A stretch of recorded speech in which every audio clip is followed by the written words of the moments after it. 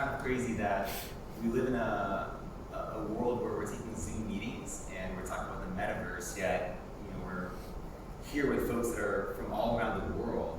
And before actually making investments in each of these companies, it's actually traveled to every single one of these geographies just to be able to understand crypto. So everything from Europe to Africa to the Middle East to even India twice. And so that's the type of due diligence that we're doing here.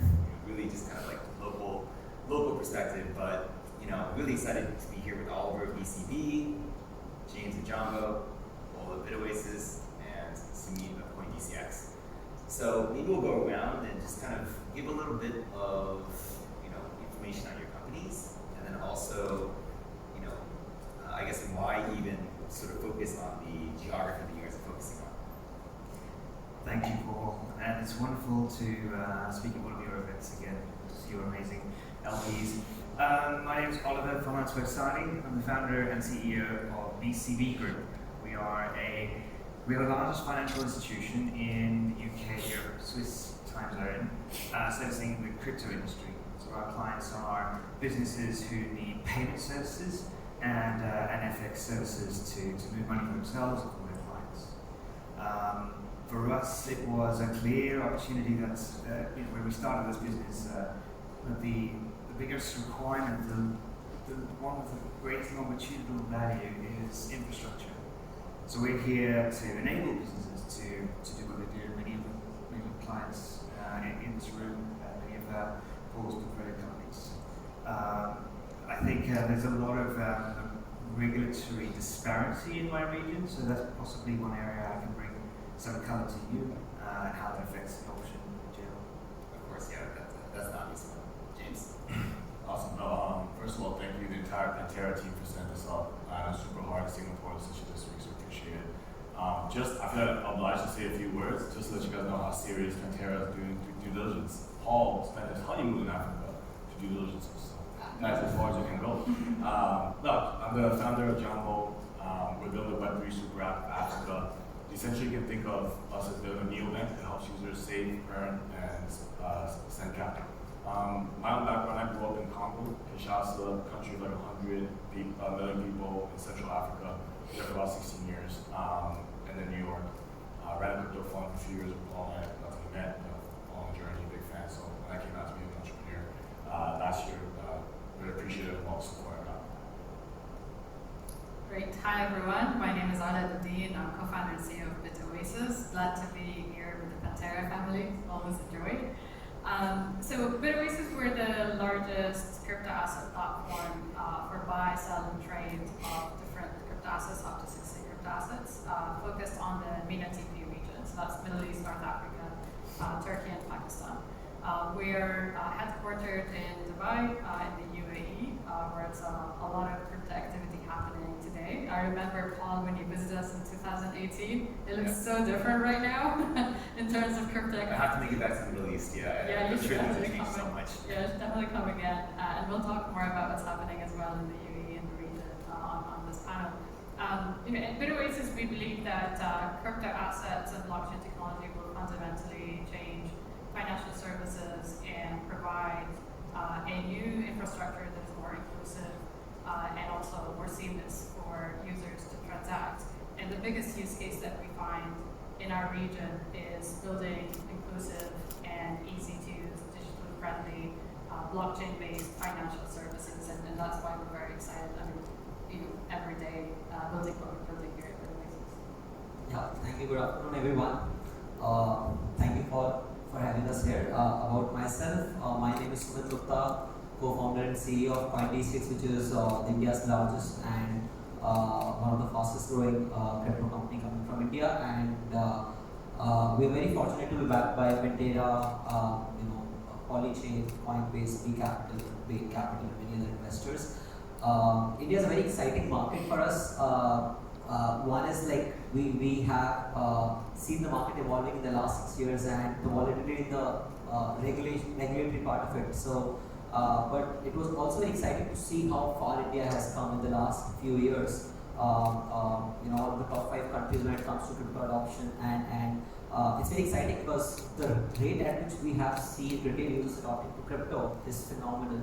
right? Right now, you would have roughly around 27 million people who have bought crypto, which is compared to global audience, this is a significant number, especially given the uncertainty around regulations. That's very exciting. The second part to the puzzle is the developers. We are also seeing a lot of activity from Web3 developers building in this space, and India has roughly 5 million developers. So insane amount of activity happening on the ground as we speak, right? People, entrepreneurs building in this space. So we feel it's a very exciting market, and proud to be one of the companies helping grow the ecosystem there.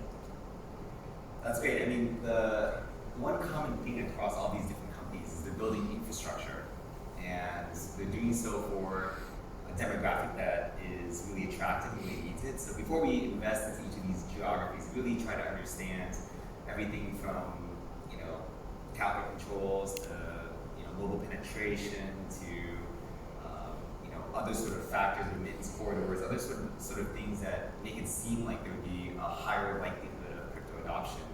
And because all of you guys sort of interact with fiat money in one way or another, you guys have been building sort of towards regulated businesses, a bit more centralized, that sort of thing. And so those are the types of companies that sort of fit our thesis of going into like infrastructure and the picks and shovels that enable a lot of the applications to really tap into, especially for liquidity.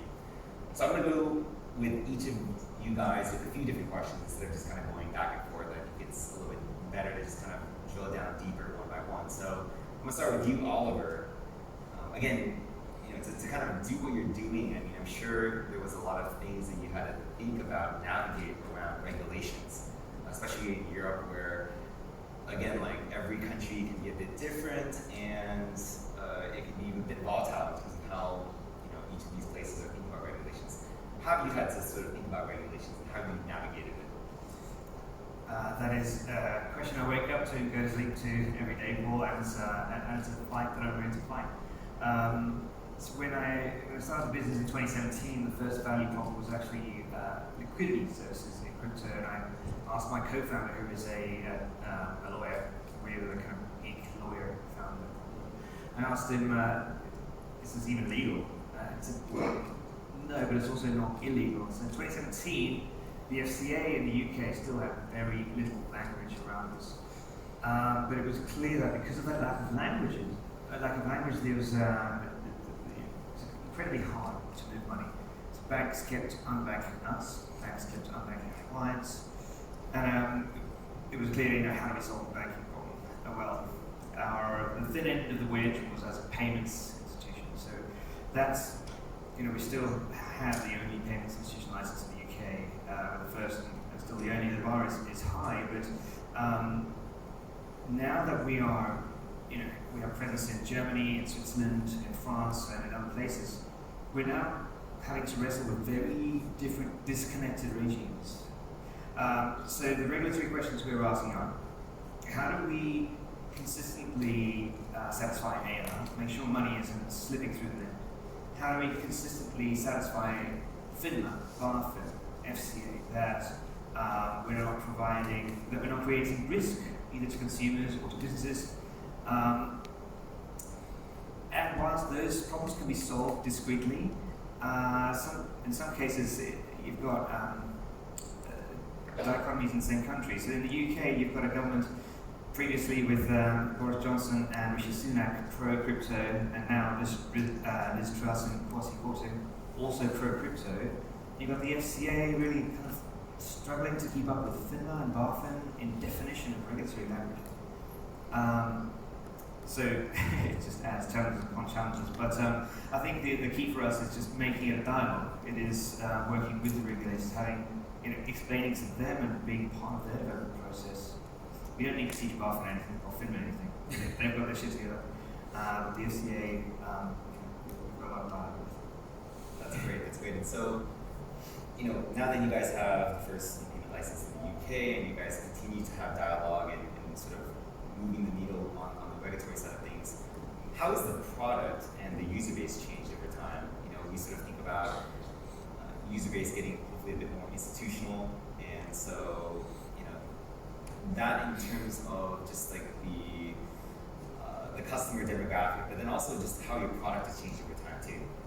So there's an interesting surprise in our customer base where we started off providing bank accounts to major market makers like Galaxy, like BitPay for payment services, Kraken for fiat on-off ramps.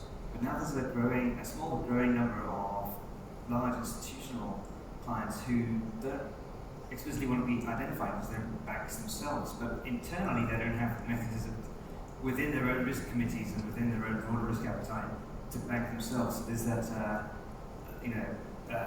encouraging, part of the landscape there that we're starting to see serious money. And I just want, if I could find a point on the serious money thing, I think crypto volumes now are roughly $100 billion a day. Peaked around $500 billion back in April, May last year, whatever it was. And to put that into perspective, 100 million barrels of oil trade a day, each barrel $80 something. So there's a $10 billion versus $100 billion thing. It's seriously, there's a ton of volume moving through.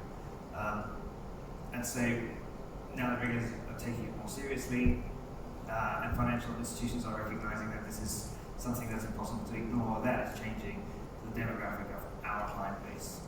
And that for me is a hugely positive signal for adoption. I think that's it's a virtuous cycle. Yeah, that makes a lot of sense.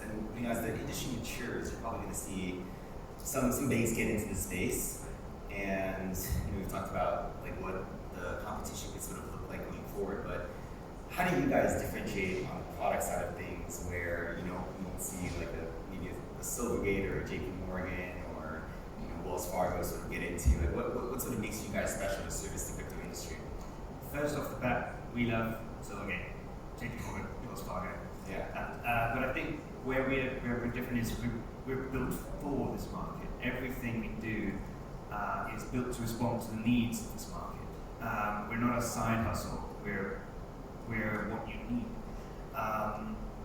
And we're catching up in terms of scale. So we're Silvergate's got approximately 1,200, maybe 1,500 clients. We're about the 300 mark. We've done about $100 billion. Well, what are some of the things that some of your clients are doing beyond just like Right, so in terms of the breadth of services, well, first of all, the core of the bread and butter is moving money from A to B to a payment account. But beyond that, with the 30 currencies that we service, it is creating great effects, great foreign exchange. It is providing treasury services for those who have a mix of cash and crypto to wrap them in cool vehicles like Luxembourg funds. And what else are we doing? I guess just basic custody, and not something we sell outright, but it is part of the overall service. Thank you so much. I'm gonna move over to James. So, all right, the super app for Web3 in Africa. What does that mean? In terms of just like what does this sort of product look like, and what sort of problem you're trying to solve, and what are people going to be accomplishing with your app? So first, I think Africa, right? If you what we're trying to build and bring there is the Web3 ecosystem, as it's called. It's really hard to pick and play. Say, I think this Web3 concept works really well. This Web3 concept really well. It might have worked in Southeast Asia. It might have worked in LatAm. Let's go to Africa. So that really doesn't work because there is zero infrastructure in Africa for Web3 rails at the moment. So if you want to bring gaming to Africa, right? We're talking preloading NFT digital assets into wallets for users. We're talking users having a huge community with multiple languages. Right? I grew up in Congo, that's a colony of Belgium, so I grew up speaking French. But then you go into like Kenya, that's Swahili English. You go to Senegal, that's Wolof and French again. So you really can't base an entire community and scale that after getting product market fit in one country going across. So I think ultimately at Jambo, the way we see it, and what we are right now, is 100% an education business. We think there is no shortcutting education if you actually want to bring Web3 to the region. Well, give an example. I think Howard made a really great point on the last time. Like at the peak, Axie Infinity, you could make $1,000 as a YGG scholar playing that in the Philippines. Well, based on Axie prices today, right? Obviously that's come down, and the average Filipino salary I think is $250 a month. So now let's say you were playing Axie Infinity, feeding your family, and all of a sudden SLP and AXS cross. Now begs the question: do you still believe in Web3, or did you ever believe in Web3? Or were you just doing this to get money for your family, which is nothing wrong with that. But what we're ultimately trying to bring to Africa is help the person understand that a 21-year-old in Lagos who can shots at Windhoek, that is just one concept. Access one concept, the play to earn, which is still under Web3 in general. And through your phone, literally there's those stats out there, right? 50% smartphone penetration in Africa, almost 200 million gamers, mobile first, 50% of the population is posted in 1935. This all obviously transcends very well as a funnel for a use case for Web3 adoption. But at the end of the day, I think no one even knows that through their phone they can access some sort of array of financial infrastructure. Let's look at the banking side now for the game, shift gears a little bit. Anytime we talk about Africa, you have to address banking being banked, 80% of banked. Well, let's say tomorrow you were able to airdrop or somehow get a non-custodial wallet to every person in Africa. Congrats, you just banked the entire continent.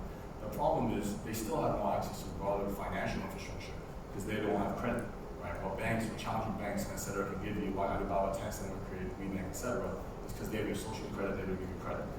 Similarly, I really enjoyed the last panel. So another thing I heard was that the CEO of the game said he was playing another game a lot and putting a lot of time into it. But then there wasn't a lot of things to do with his generals afterwards when he wanted to do more things. Well, let's say a new game came out when there was not a lot of things to do. And he spent all that time with his generals in that game and he wants to switch to the new gaming ecosystem. Well, as of right now, he's nobody when he goes into the new game. There is no credit, there's nothing extended. Every moment of time you spend in that game does not translate. So one really important key to question and problem we're trying to solve in emerging markets. So I think anyone that's dealing with emerging markets, whether that's India, whether that's Latin, whether it's anywhere else in Africa, is credit. So we're trying to create a credit system for a lot of our users as well. So if you ask, the TLDR would be an application. Got it. So if I had to sum it up, I mean, it's really educating folks and getting them to, again, into other applications of Web3. Obviously, there's a lot of data that can be collected, which that can feed into each of their credit scores and maybe even be a better predictor of, their financial health than even it's not going to go to banks anyways, it's not banks and whatnot. And then eventually be able to go into things like lending and borrowing and payments and more sort of, fintech related use cases where it would just take them a lot longer to do this traditional banking system. I mean, right? Okay. Right. No, 100%. I mean, I give back to the question of regulation, right? If you address that in Africa, I can go into like how a lot of countries are doing great things. Nigeria is forming some hubs. There's Central African Republic that adopted Bitcoin legal tender.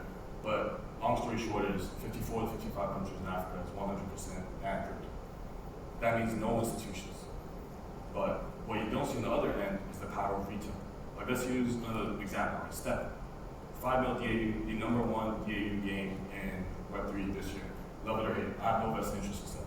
What I'm saying is I was in the same cohort as the Step founders in the last time. So literally every week we get updates like, what's your blockers? What are you doing well? What do you need help on? So I saw how fast their team was rated, so I started playing Step in December till March. And I did well walked, made some Solana, and then no time, stopped. Similarly, try to go into another gaming system, I had 0 credit there. So StepN was brought up by Chinese retail power. When there's no institutions in China. More than 90% of the user volume in StepN was Chinese. While similar to Africa, no institutions at all, but that's where the retail power comes in. Well, the only difference between Africa and China is China doesn't want any crypto adoption. Now it's changing because they don't want anyone to leave the RMB and money laundering, etc. Versus Africa, every government wants to leave the US dollar. So hopefully we see some positive events with it. Got it. Yeah, 2 other questions. So I guess the first one would be, again, Africa is a huge continent, and even for my honeymoon, I went to 4 different continents. I spoke different languages. Everyone was completely different. And you're focused just on Africa. So how do you think about like expansion? You know what I mean? To whether it's building your team, to marketing, and how do you think about like the fragmentation and complexity of the continent of Africa? Yep. I mean, I think you hit the point exactly there. It's just so fragmented, right? The market size is completely 1/3 of Africa is francophone speaking. This obviously poses a direct problem if a founder is English speaking. It's very hard to target francophone Africa, but it's actually the richest part of Africa based on history. But I think so. The last point of the question was just building up the team and marketing. Right. So on the ground in Africa right now, we have 100 people. They're all sales, BD, 100%. You can't hire Web3 people in Africa. The next best thing you can do is I'll be cheaper than Silicon Valley, right? Right. Web2 BDs, right? Like Flutterwave, Frandela, Floor OPay, etc. Sure. In your system. So that's what we've done, and we bought $0 in Instagram, Facebook ads. It just doesn't work like that in Africa. You would be better off. What you've done is painting busy street corners or putting your logos, etc. everywhere, and then literally having these BDs onboard local internet cafes. to get students and others, because it's a very young population. And once you come down into these regions, you start understanding that even though there's 50% smartphone penetration, what phones are they? It's not the phone that you're holding in front for sure. It's a Techno, probably M7, 80 or 120 US dollar, low bandwidth, low data, low storage. Does Axie Infinity run on there, right? On 200 kilobyte per second internet speed?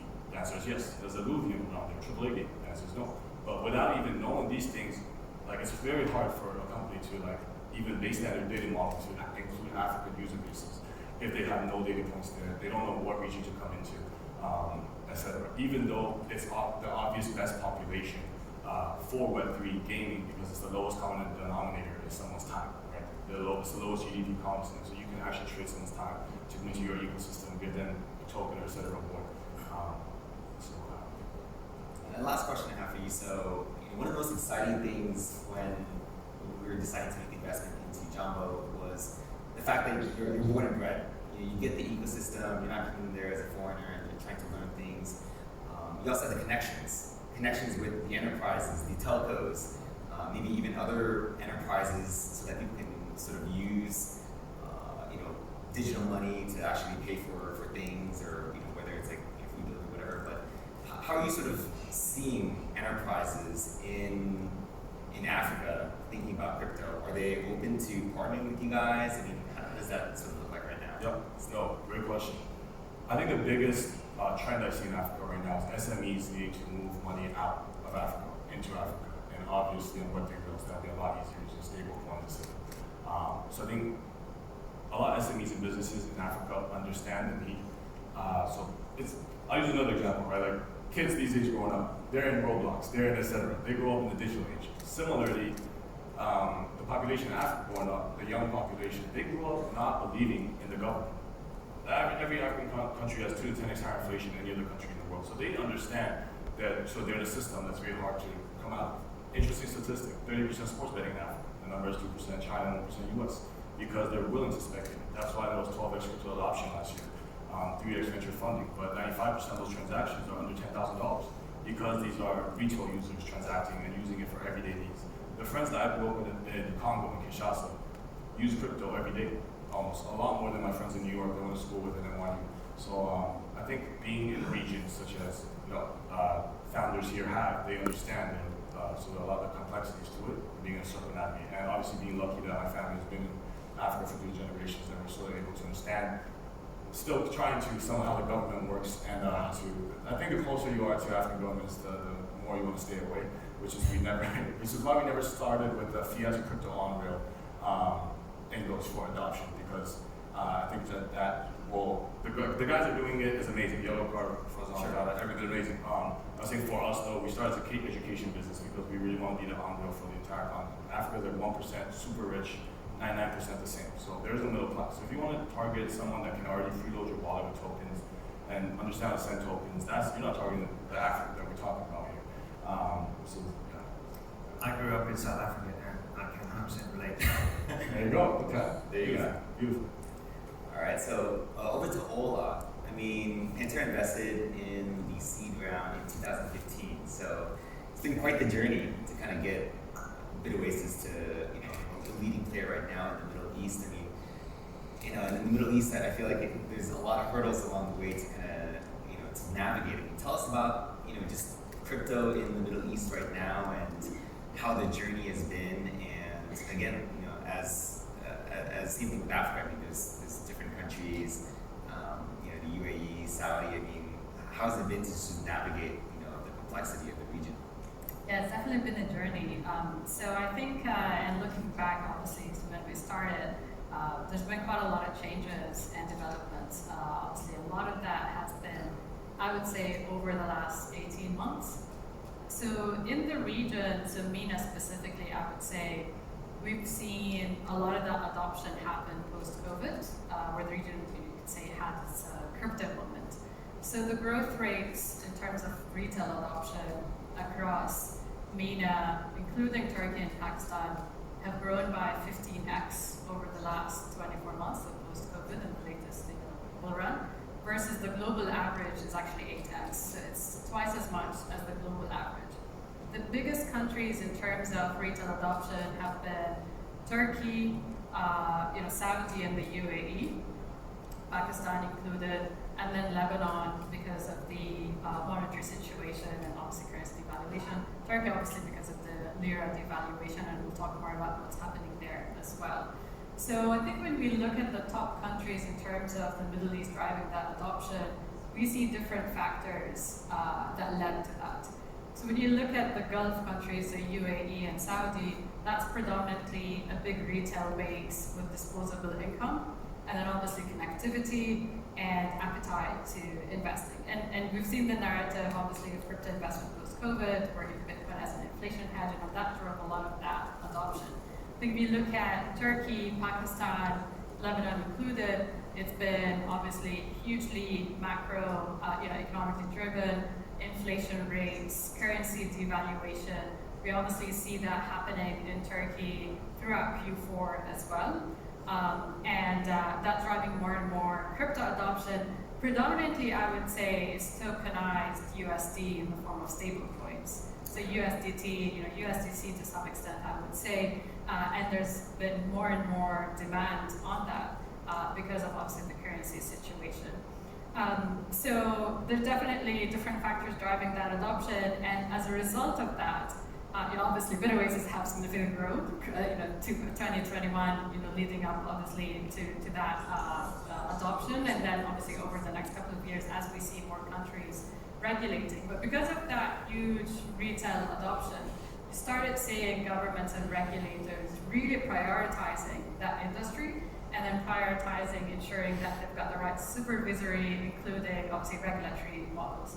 So UAE, obviously you see some of that happening and attracting global companies as well into the UAE, which is also great news for us because we see governments intentionally opening up this industry, to ensure that obviously this industry is well regulated, lawful players like BitOasis are able to serve consumers versus some of the maybe underground, more kind of scammy players that you might not want to empower them with the growth of this industry. But equally so, you started seeing governments seeing that as a competitive angle where they're able to attract investments and new companies, and then also support other companies such as also us as BitOasis, ensure grow into like a unicorn status. So you see a lot of that UAE government investing into that area.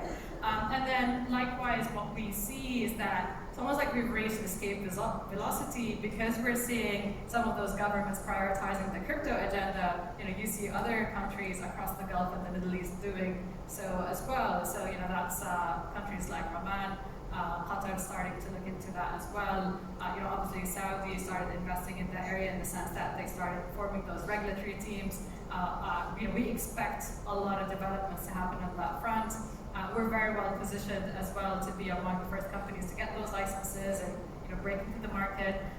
You see also countries across North Africa, predominantly I would say Morocco, looking into regulation and finding a way to open up that market. So this is also really great news for us, which wasn't obviously the case a couple of years back, where it was even difficult to scale and grow in a market where you don't have the right fundamentals in terms of on-ramps and off-ramps and regulation, which what makes regional players like us succeed in those markets. So overall, I think the landscape has changed, and what we're seeing as well, so just going to give you some numbers, UAE, I would say does represent what's happening across the wider region. So there's obviously growing adoption rates. Some recent studies it says it's close to 30%. We think it's actually close to 15 to 20%, just based on market share numbers and all of that. However, it's double-digit growth, which is significant in terms of penetration rate. And then equally so, you're seeing more adoption on payments as well. So recent studies in the UAE saying is that 1 out of 3 crypto holders have used crypto for payments. So we're seeing some of that adoption where maybe is this cross-border payments or domestic payments? Payments as merchant and merchants. Okay. Yeah. So actually, we've recently signed a partnership with MasterCard. We're that's great. announcing that very soon for crypto-backed cards because we're starting to see. That makes a ton of sense. Exactly, where there's a shift from speculation into actual utility, and how The to off-ramp work out. to actually use it for something else. Exactly. That's amazing. No, I wasn't asked about that, and that makes a lot of sense in terms of use cases using for payments, and I think providing cards makes a lot of sense. I see the shift too, because I remember right before the pandemic started, I was invited to speak at the Future Blockchain Conference, the one that you said was like tremendously huge, and I remember seeing the other speakers on the blockchain side. It was all enterprise blockchain sort of stuff. It was all about like IoT energy, and so I think there's now been a shift towards recognition of cryptocurrencies and potentially going into licensing. And I know that we spent a lot of time around AGDM and getting those licenses. So compared to other geographies, would it be fair to say that there is a process to license, and when you do get that license, then it's fairly clear what you can and can't do, and it's actually maybe a bit more progressive in the region than maybe some other areas? Would that be fair to say? Yeah, I think we definitely see different trends when it comes to regulation and operating in the Middle East versus other regions. So it's definitely more of like a regulatory first, licensing first type of approach, and then once that is in place, then pretty much the market is opened up, right? That's primarily because you rely so much on working with banks for on-ramps and off-ramps, and it's quite difficult to serve those markets purely offshore, right? In terms of on-ramps and off-ramps offshore. And we've seen some of that, even other international players wanting to tap into the Middle East, struggling to a large extent when it comes to that. I think that obviously makes it great for us in the sense that we're well positioned and well primed to operate on that model where essentially you're able to get those licenses. Yes. We've got great relationships with different regulators across the region in the main retail markets, where we're able to obviously get those licenses first. In Dubai, some of those recent licenses have been given out. We've got those licenses as well. But I think one thing that other players coming into the Middle East that quite understand. So there's the fragmentation part, right? And I think James, you mentioned that in terms of Africa, in terms of executing on those markets. But then there's the actual model of operating with licenses. So you see some of those international players getting those licenses, but it takes a lot more to execute in the Middle East and understand how you localize your products and how you can locally and regionally win. The playbook to win on a global scale is not similar to the playbook that you would run to win locally and regionally. And one trend that we're finding in the Middle East, but I think also is happening globally, that we're seeing more regulation, not less, when it comes to centralized players. And with more regulation, the local regional play becomes more important than just kind of serving overarching offshore type of global products. So we're definitely seeing that in the Middle East. Yeah, I totally agree. And that fits in with the thesis of really finding folks that can sort of navigate from within. And Sumit, so India, I've been there 2 times. I've been to Bangalore, I've been to Medabad. I've looked at companies, but most excited about yours. That's why we invested. It's a huge market, over 1 billion people, and remittances, gold. I mean, there's a lot of things to like about India. Tell us about sort of what's going on with crypto adoption in India right now in terms of both the retail side of things and also maybe even some things around regulations. Sure. So before that, I think as I was mentioning, right, we have seen a lot in the last 4.5 years of our journey. It's been a very bumpy ride, and I'd like to share an anecdote here.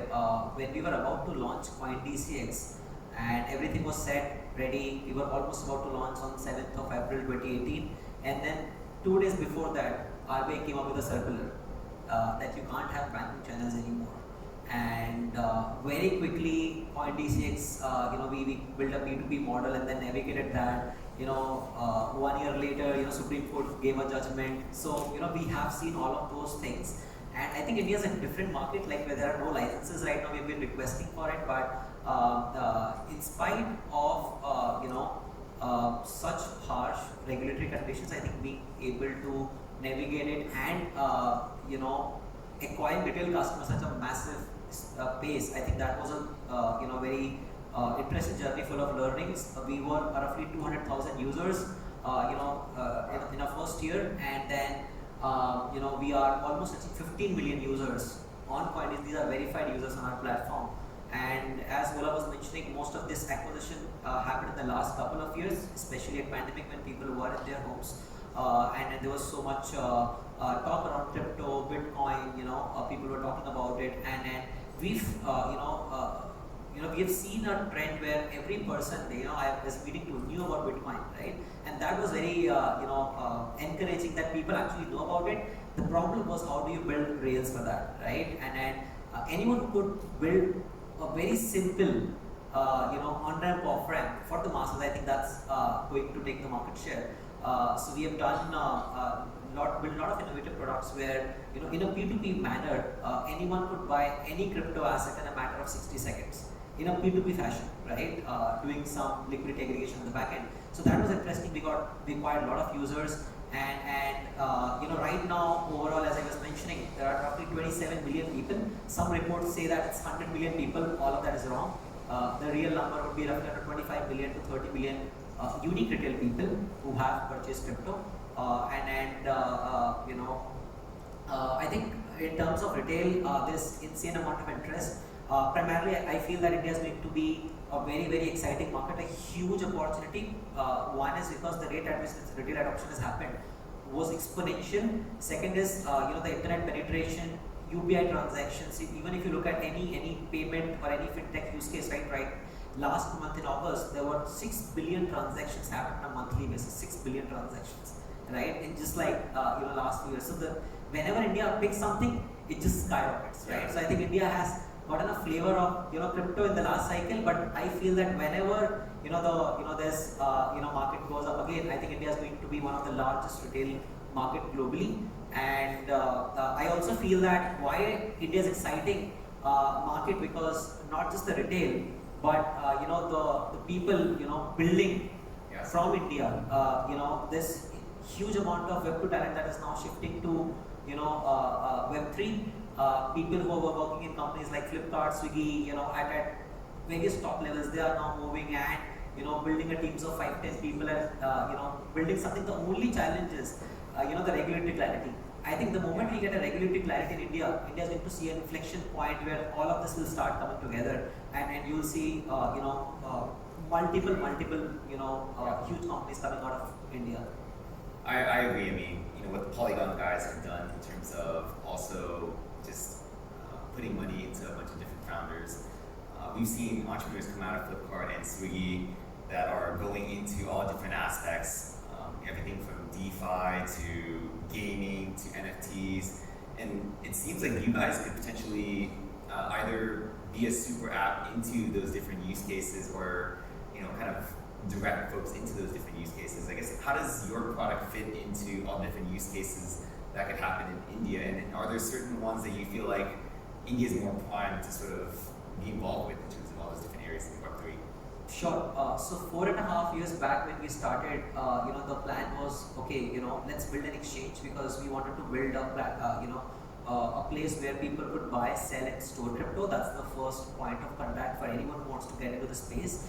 But eventually the plan was, how can we build an ecosystem around it, and how can we get crypto and Web3 accessible to masses? And with that, the plan was, okay, we wanted to be a company which is grown out of India but serving the world, right? So with that, we have a lot of initiatives in place. We also have started a venture arm as well in India, so that any new project that's coming out of India or even globally, how can we sort of support them and integrate them as part of our ecosystem? We also very recently announced one of its kind DeFi, mobile app where anyone could sort of access 100+ DeFi protocols in a very native, easy fashion. And you don't have to, do all the seed phrase. You can just log in via mobile number, OTP, or sign in with Google, and it is all self-custody. So using MPC. So that's something which is, the team is working on. We feel that's very exciting, because a lot of our users have used MetaMask and are, buying NFTs on OpenSea. So that is already happening as we speak. So we feel that because we have 15 million customers, we can just give them one-click access to all of these services, right? And what we feel that our strength is, like, how can we serve, how can we understand the needs of Indian customers? Because that's like a little different, I feel, right? So how can you build a product for them, right? As well as for the global audience, but whenever you launch it, you instantly have access to 15 million customers in one go, whenever So this is something that we've been working on very passionately. Other than that, I think there's so much work that's happening, in India, as well as the team is focusing on some of bringing some of the Web3 use cases on a very native Web2 experience. I think that's also very encouraging.